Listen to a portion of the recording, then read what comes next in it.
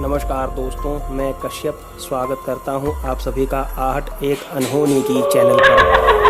दोस्तों, कहानी में आगे बढ़ने से पहले अगर आपने मेरी चैनल को सब्सक्राइब नहीं किया है तो अब कर लीजिए और बेल आइकन को दबाना ना भूलें ताकि आपको मेरी कहानी का वीडियोस का नोटिफिकेशन पहले ही मिलता रहे। दोस्तों, ये कहानी वीजू के दादाजी की है। वीजू, सबसे पहले तो आपका धन्यवाद मेरे साथ अपनी कहानी शेयर करने के लिए।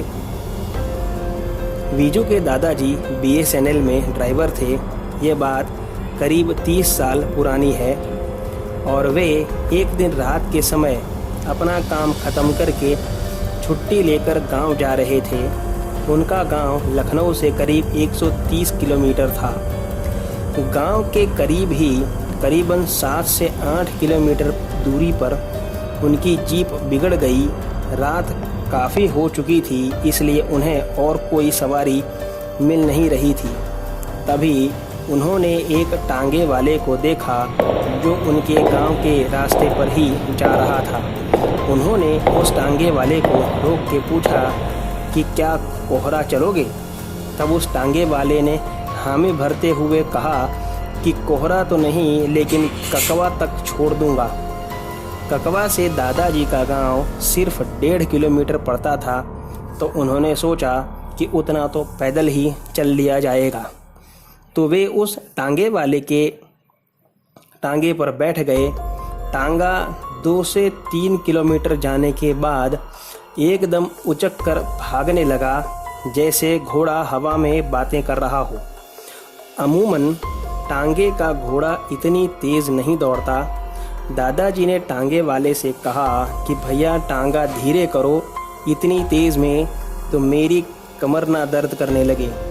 यह रास्ता ऊबड़ खाबड़ है।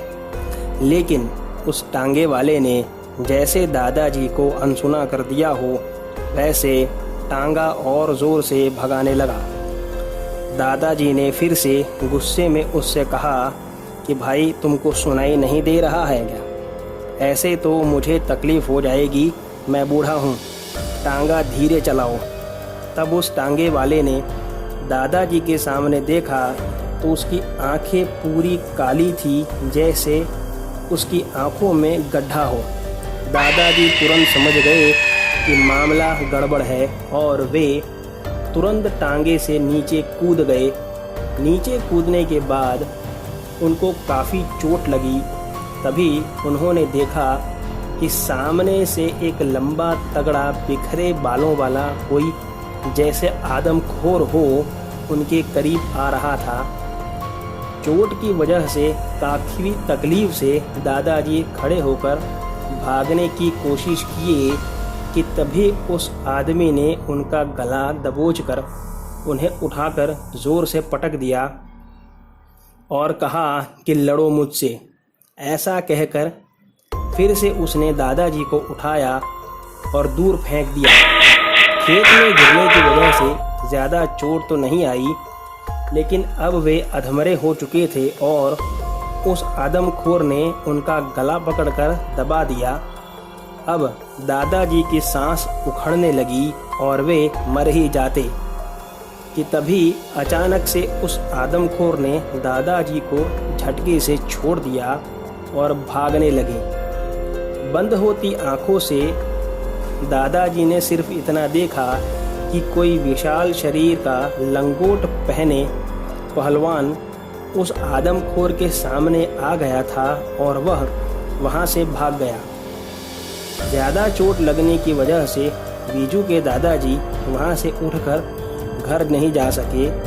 सुबह गांव के कुछ लोगों ने उन्हें देखा, तब उन्हें उठाकर घर ले गए। कुछ दिन हल्दी वाला दूध पीकर वे ठीक भी हो गए और उन्हें ये भी पता चला कि जिस पहलवान नुमा आदमी को देखकर वह आदमखोर भागा था, वे रामधरबीर बाबा थे, उस गांव के रक्षक थे और वे भी पहलवानी किया करते थे जब वे जिंदा थे। तो दोस्तों, कैसी लगी आपको आज की कहानी मुझे कमेंट बॉक्स में ज़रूर बताइए।